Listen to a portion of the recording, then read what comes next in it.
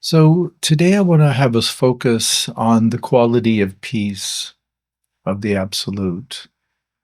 As I present the Absolute, I'm presenting the Absolute with two primary functions, the manifest and unmanifest.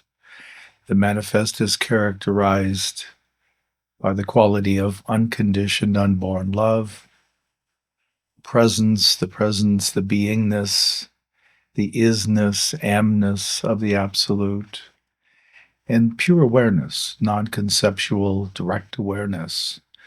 We know by direct contact rather than by reflection or conceptual understanding. The other functioning of the Absolute is the unmanifest, which is characterized by absence. So emptiness is traditionally what it's called. And this is just a absence of an abiding self. It also has the quality of peace and stillness. So we're going to focus primarily on the peace quality of the unmanifest Absolute. Interestingly, peace is one quality or function of the Absolute that most humans are trying to avoid. The reason that humans try and avoid peace is because with peace comes stillness. So there is a quieting, an ease, a smoothness that develops in our inner awareness. We begin to deeply relax, to thoroughly surrender control, to put down doing as we allow the Absolute to function more and more without our trying to get in and control or limit what the Absolute is doing to benefit ourselves. So as we approach peace and stillness and absence in particular, there is typically some form of anxiety, some concerns, a sense that something is outside of our control. And that's an accurate statement. It is outside our control. And we also begin to touch into the absence, particularly the absence of self. And while we, on one hand, are seeking that or open to that, another part of us is not on board. We're not okay with this development.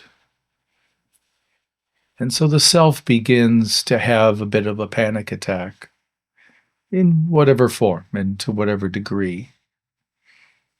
But there's a fear, the fear of aloneness, of being without, a fear of annihilation of the sense of self, the ending of me. For our personality, the prospect of the ending of me is equivalent to death. In my observation of students over the past 20 years, it's that the concern, the anxiety, the fear of annihilation, of extinction, of not surviving is a significant restriction. We all have to work with it, and this is why we work with doing these meditations like we just did, the shikantaza, entering in to the Absolute, abiding, resting, getting used to the functioning of the Absolute, getting used to the aloneness, the quiet, the stillness, all of that. It's all part of the process. In doing these recent interviews with the different teachers talking about awakening, this has been one of the issues we've talked about, is that students both are attracted to awakening and want to put in time and energy. And at the same time, there's a reluctance, an anxiety and fear about getting what they want. What's it going to mean? Because for most of us, when we start on the path, even if we're told this is going to be a no self experience, your self is not going to be included, we don't fully believe that. Okay, sure, I can hear that. I had that recently on a retreat where I mentioned this as I do on all the retreats around awakening, that the sense of self, the personality, does not awaken. The absolute awakens to itself in a particular location, a particular consciousness. And I had a student who had been practicing with me for years and who said, wait, what?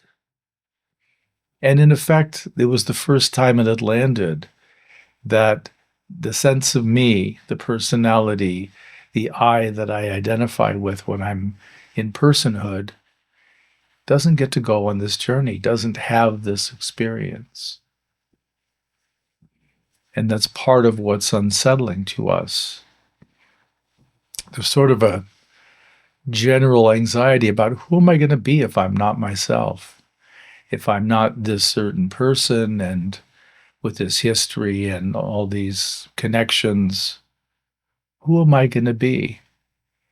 Part of what gets softened in this process as we approach the absolute again and again is our reactivity softens because we stop taking things as personally.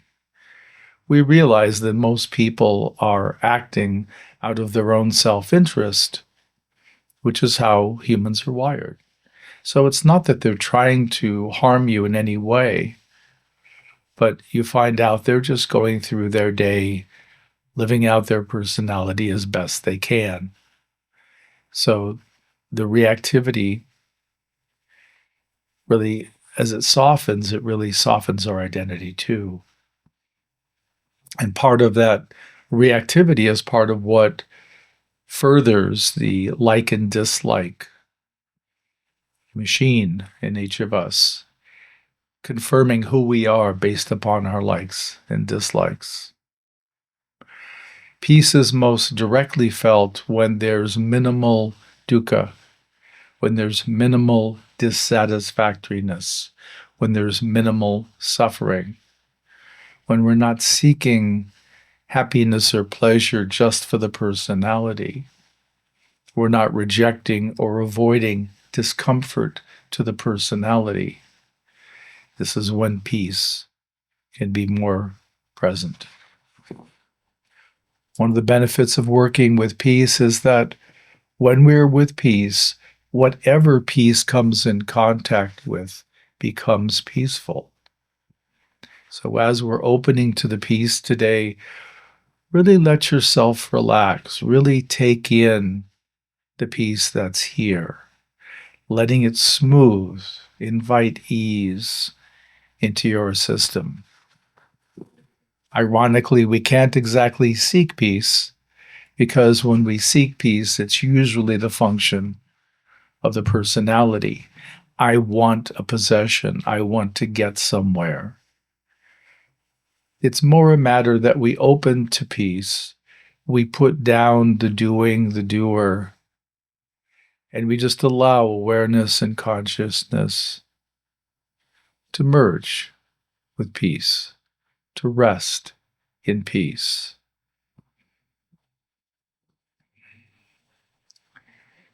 Within peace and stillness is also the possibility of the Theravada Buddhist awakening of cessation. By being with the absence, the blackness of the unmanifest, deeply opening and accepting peace, orienting to and landing in the profound stillness, draws us deeper into the peace and stillness. Even in this moment, right now, I'm hearing a ringing in my ears, which is one of the signs for me that stillness is present. I mention it because others of you may be experiencing that as well. Let me pause here and see if there's any questions on anything I've shared so far. There's an unlimited potential for the personality to co-opt our practice in furtherance of the personality and avoidance of us actually meeting material that can be challenging.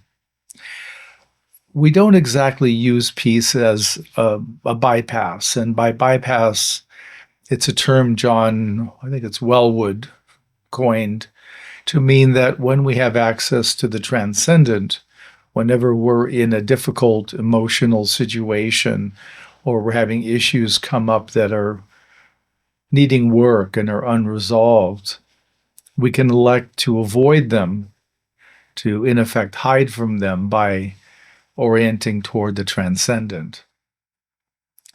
It's not actually orienting to the peace and stillness of the transcendent. It's more that we're opening to the concept of the absolute, of peace and stillness. We're drawing upon the memory of our prior experience. And that's what we're trying to rest in to avoid the disagreement with our partner, the difficulty where we work, etc. So this is one of the ways we can use practice as bypass. And in fact, this is another question that we raised with the different teachers that we were interviewing was, how do you work with spiritual bypass?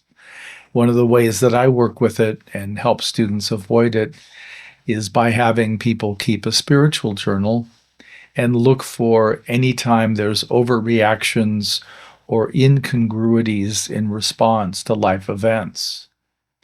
Anytime we act in a way that's over the top for the situation, it's generally a clue that something is getting triggered. Some part of us is getting stepped on. Some wound, some tender place is getting touched. And so we react with a rejection of what's going on, avoidance. And it doesn't mean we have to work every issue that we come in contact with. We work them when they're ripe and ready. I tell people, you don't need to go looking for what you need to work if you just observe your life. Life will present the issues that are ripe for you in every setting. In whatever family life you have, it'll be coming up. In any work life you have, it'll be coming up. Personal friendships and other relationships. Thematically, the issue will begin to come up more and more. And it gets louder and louder the more we ignore it or avoid it, until ultimately it really sends a message that's unmistakable.